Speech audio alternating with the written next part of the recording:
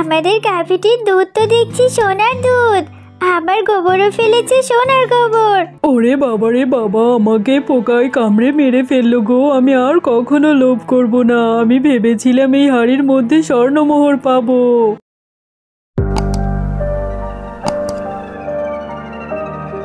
বউ, এত রাত হয়েছে, তোমরা এখনো না ঘুমিয়ে বসে আছো? ঘুমোবো কি করে বলো তো? এত যে রাত হয়েছে, মেয়েটার মুখে কোনো খাবারই দিতে পারিনি। কি রান্না করব? ঘরে যে রান্না করার মতো কিছুই নেই। তুমিও চলে গেলে বাইরে, আর ফিরে এলে না। বললে কিছু একটা নিয়ে আসবে।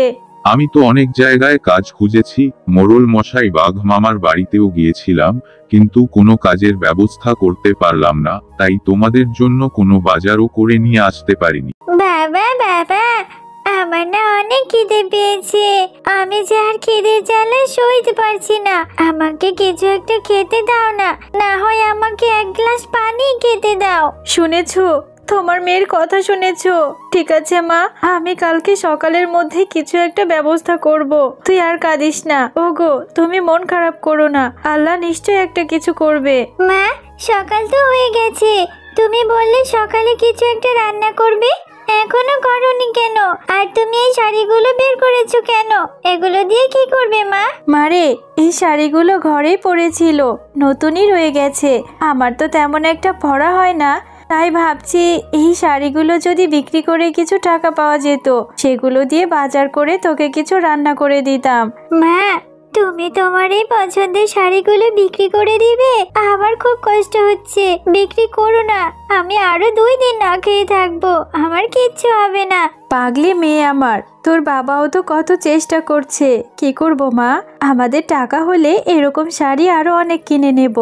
এরপর মিনার মা শেফা শিয়ালিনী তার সেই শাড়িগুলো নিয়ে বাঘিনীর বাড়িতে চলে যায়। বাঘিনী মামি, দেখুন না, আমার এই শাড়িগুলো নতুনই রয়েছে, আমি পরিনি। আমার যে খুব অভাব যাচ্ছে গো। আমার এই শাড়িগুলো কি আপনি নেবেন? আমাকে কিছু টাকা দিন, আমি বাড়ির জন্য কিছু বাজার করতাম। মেয়েটা যে না খেয়ে আছে। আরে শেফা, তুই এই কোন শাড়ি নিয়ে এসেছিস? আমি কি এত কম দামি শাড়ি পরি নাকি? তুই জানিস না আমি সব ব্র্যান্ডেড জিনিস পরি। তারপরও তুই যেহেতু এসেছিস।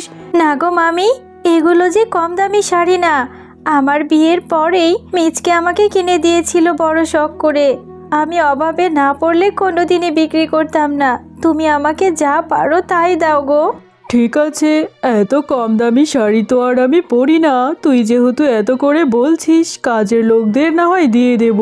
তোকে আমি অল্প কিছু টাকা দিতে পারি। দে তো শাড়িগুলো দেখি। এই না গো মামি, দেখে আমাকে তাড়াতাড়ি টাকাটা দিয়ে দাও। এরপর শেফা শিয়ালিনী তার শাড়িগুলো বিক্রি করে বাড়িতে কিছু বাজার করে নিয়ে যায়। মা, কখন রান্না হবে তোমার? কত সুন্দর খাবারের সুগন্ধ বেরিয়েছে, আর যে সইতে পারছি না। তাড়াতাড়ি আমাকে খেতে দাও। দেব রে মা, এই তো হয়ে এসেছে। আমার রান্না শেষ হলেই আমার সোনামাকে আমি খাবার দেব, তারপর পেট ভরে খাবার খাবি, কেমন? বউ, এখনো কোনো কাজের ব্যবস্থা করতে পারিনি, কিন্তু তুমি রান্না করছো, এত বাজার কোথায় পেলে? সে একটা ব্যবস্থা করেছি, ওটা নিয়ে তোমাকে ভাবতে হবে না। আগে খেয়ে নাও দুজন, তারপর সব খুলে বলবো। তুমি এত দুশ্চিন্তা করো না, আমি তো জানি তুমিও অনেক কষ্ট করছো। একজন বৃদ্ধা শিয়ালিনী তার সাথে করে একটি গাভী নিয়ে বাঘিনীর দুয়ারে যায়। কেউ কি বাড়িতে আছো? আমাকে একটু সাহায্য করো না, খুবই বিপদে পড়ে তোমাদের দুয়ারে এসেছি, আমাকে একটু সাহায্য করো। আরে এই বুড়িমা, এভাবে চেঁচাচ্ছ কেন? কানের পোকা বের করে দিলে। কি হয়েছে তাড়াতাড়ি বলো তো। মাগো, আমার যে 2 কুলে কেউই নেই, এই গাভীটাকে নিয়ে কোথায় যাব? আমার ঘর বাড়িটা ভেঙে গেছে, আমাকে 2 দিন থাকতে দেবে তোমার বাড়িতে? বড় উপকার হতো মা। আরে বুড়িমা, আমি তো ধর্মশালা খুলে বসিনি যে সব ভিখারিদের আমার বাড়িতে জায়গা দেব। আর তোমার এই গাভী আমার ঘরে গোবর ফেলে গন্ধ করে দেবে। আমার এখানে জায়গা হবে না, অন্য কোথাও যাও। ঠিক আছে মা, তুমি যেহেতু জায়গা দেবে না, তাহলে তো আর কিছু করার নেই। আমি তাহলে চলেই যাই, অন্য কোথাও গিয়ে দেখি তাহলে। এরপর বৃদ্ধা শিয়ালিনী তার গাভীটিকে নিয়ে সেখান থেকে চলে যায়। বাড়িতে কেউ আছো গো? আমাকে একটু সাহায্য করো না। আমি বৃদ্ধ শিয়ালিনী এসেছি তোমাদের দুয়ারে। আমি খুবই অসহায় মা। আমার দুই কুলে কেউই নেই। এই গাভীটিকে নিয়ে বড্ড বিপদে পড়েছি। আমার বাড়িটা ভেঙে গেছে। আমাকে দুদিনের জন্য ঠাঁই দাও না। আরে বুড়িমা, আপনার কোনো চিন্তা নেই। আমাদের বাড়িতে যতদিন খুশি থাকবেন। আপনার মুখটাও দেখছি কেমন মলিন হয়ে গেছে। নিশ্চয়ই কিছু খাননি। ঘরে আসুন এক্ষুনি। আমাদের সাথে কিছু খাবার খেয়ে নেবেন। মা, তোমরা আমাকে যে একটু থাকার জায়গা দিয়েছো, এতে অনেক খুশি হয়েছি। আবার আমার জন্য খাবারও বেড়েছো। তোমাদের মনটা অনেক বড় মা। আরে বুড়িমা, এভাবে কেন বলছেন? নিশ্চয় আল্লাহ তাআলা আমাদের এখানে আপনার রিজিক লিখে রেখেছিল। আপনি চুপচাপ খেয়ে নিন তো। বুড়িমা, আপনাকে দেখে আমার নিজের মায়ের কথা মনে পড়ে যাচ্ছে। আপনার যতদিন খুশি আমাদের বাড়িতে থেকে যাবেন, আর আপনি আমাদেরকে আপনার কাছের মানুষ মনে করে থাকবেন, খাবেন, কোনো সমস্যা নেই। মাগো, তোমরা এতদিন আমার অনেক আদর যত্ন করেছো। কি করে যে তোমাদের ঋণ পরিশোধ করব।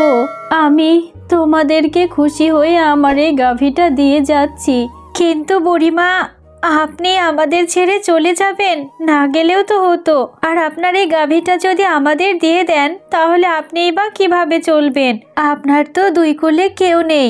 গাভীটাকে আপনি নিয়ে যান। না গো মা, এখন এই গাভীর যত্ন নেবার মতো আমার শক্তি নেই। তোমরা অনেক ভালো। আমি তোমাদের এটাকে প্রতিদান হিসেবে দিয়ে যাচ্ছি মা। ওকে রেখে দাও, তোমাদের কোনো অভাব থাকবে না। দাদিমা, দাদিমা, তুমি আমাকে গাভীটা দিয়ে যাবে? অনেক মজা হবে। আমি গাভীর দুধ খেতে পারবো, আর আমি গাভীর সাথে খেলাও করতে পারবো। হ্যাঁ গো দিদি ভাই, এই গাভীটা তোমাদের কর্মের ফল এনে দেবে। তোমরা অনেক ভালো মনের পশু। আমি ওকে রেখে চলে যাচ্ছি। তোমরা অনেক ভালো থেকো। এরপর বুড়িমা তাদের গাভীটিকে দিয়ে সেখান থেকে চলে যায়। হ্যাঁ গো, বুড়িমাটা অনেক ভালো, তাই না? আমাদেরকে এই গাভীটা দিয়ে গেল। এই গাভীটার দুধ বিক্রি করে আমরা এখন সংসার চালাতে পারবো। তাহলে কিছুটা দুধ দুয়ে নি, চলো। এরপর যখন শেফা শিয়ালিনী দুধ দোহাতে যায়, দুধগুলো তখন সোনার হয়ে যায়। আর গাভীটি যে গোবর ফেলে, গোবরগুলো সোনার হয়ে যায়। বাবা, দেখো দেখো, আমাদের গাভীর দুধগুলো সোনার হয়ে গেছে, গোবরও সোনার হয়ে গেছে। এত সোনা দিয়ে আমরা কি করব? ওগো, তাই তো, দেখো না, সত্যিই তো এই দুধগুলো দেখছি সোনার হয়ে গেছে। আবার গাভীটা যে গোবর ফেলেছে, গোবরগুলো সোনার হয়ে গেছে। এই গোবরগুলো বিক্রি করলে আমাদের আর কোনো অভাব থাকবে না গো।